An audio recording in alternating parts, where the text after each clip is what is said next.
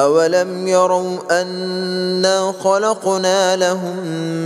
مما عملت أيدينا أنعاما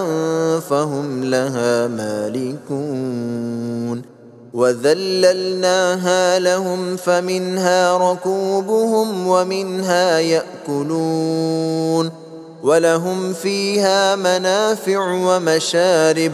أفلا يشكرون واتخذوا من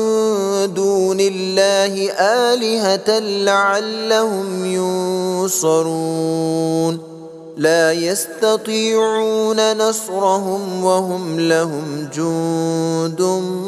محضرون فلا يحزنك قولهم إنا نعلم ما يسرون وما يعلنون أولم ير الإنسان أنا خلقناه من نطفة فإذا هو خصيم مبين وضرب لنا مثلا ونسي خلقه قال من يحيي العظام وهي رميم قل يحييها الذي أنشأها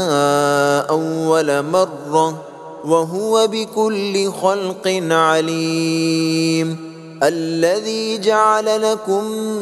من الشجر الأخضر نارا فإذا